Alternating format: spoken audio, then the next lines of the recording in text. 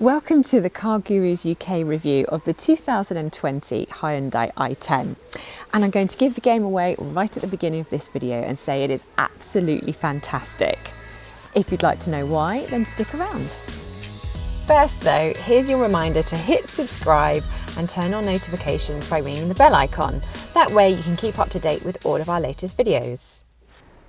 The first thing to say is that we shouldn't be surprised it's a good car, because when the original i10 first launched in 2007, it was a very good city car for its time, and the second generation improved on that, and the third generation sticks to the same formula, which also makes it very, very good. What is that formula? Well, for a start, being in the city car class, it has a very tiny exterior, which makes it very easy to drive. Narrow streets, small parking spaces, snug width restrictors and tight junctions are no problem at all in an i10. If you're used to driving a chunky crossover or supersized SUV, then a cross-town commute in a city car like the i10 is a truly liberating experience. Here's the next great thing about the i10. Despite being tiny on the outside, it's relatively roomy on the inside. You can actually fit two adults, one in front of the other, and there are even 3 seat belts. I wouldn't recommend carrying 3 people in the back too often because it is still a little bit squishy, but at least you've got it as an option, unlike the iGo and the Volkswagen Up. If you have small children, there's ISOFIX points here, and these rear doors are easy to child lock. But what about carrying a buggy or the weekly shop in the boot? Well, first of all, it's light and it has a wide opening, which is very practical. However, this load lip, despite being slightly smaller than the previous generation, is still quite high and it does get in the way. And with no variable boot floor, like you get in some of its rivals, it just makes it quite difficult to get things in and out. As for volume, at 252 litres, the i10 is an almost exact match for the Volkswagen Up and Kia Picanto in the city car boot space race.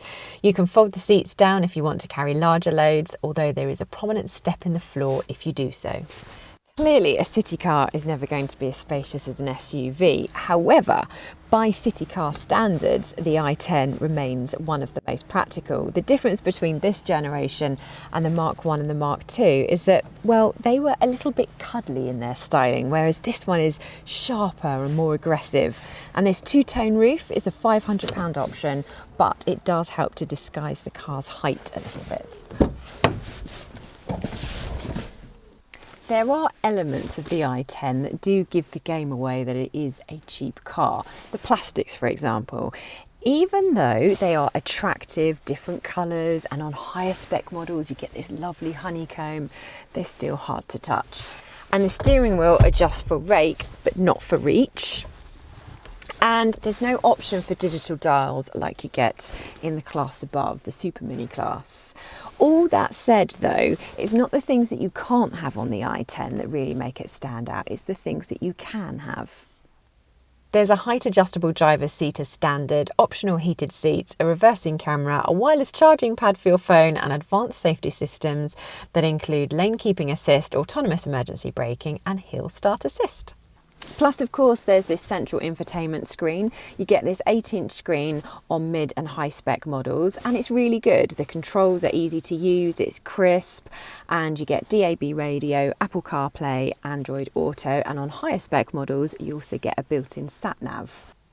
And while it might lack the latest generation of features such as haptic feedback gesture control and a Hey BMW style personal assistant, the i10 is actually no worse for it. In fact, there's an argument that says the i10's infotainment is optimal. The touchscreen is sensibly sized, the graphics are good without being overly fussy, the menu system is intuitive, and best of all, there are still useful physical shortcut buttons and rotary dials for core functions. It's proof that sometimes not being state-of-the-art can actually be a good thing. Now, let's see how this i10 drives. You can have your i10 with either a 1 litre engine with 67 horsepower or a 1.2 with 84 horsepower. Both engines can be paired with a 5-speed manual gearbox or 5-speed automatic. The car we're in today is a 1.2 litre manual in top spec premium specification, and this 4-cylinder engine does not have a turbocharger, Most small engines have got turbochargers these days to boost power output, but not in this case. It's small and light and just doesn't need it. That's not to say the i10 is fast, mind you. Even in this higher spec model, getting from 0 to 62 miles per hour takes 12.1 seconds. Strange thing is, it doesn't feel slow, but then it doesn't feel fast either.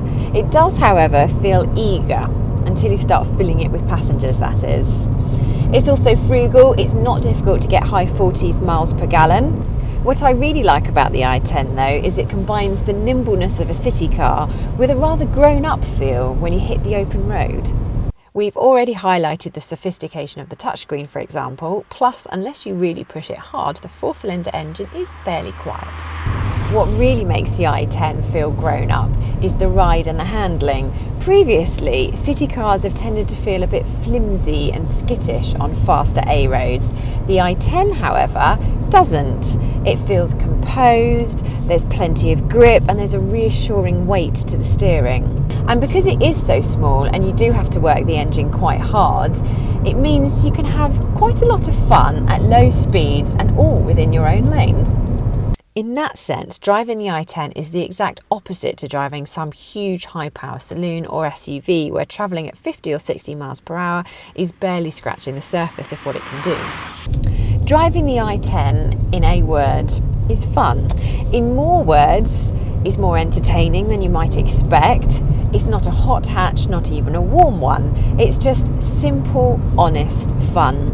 It's a bit like when you first passed your test and the mere act of driving and the freedom that it gave you was more the point.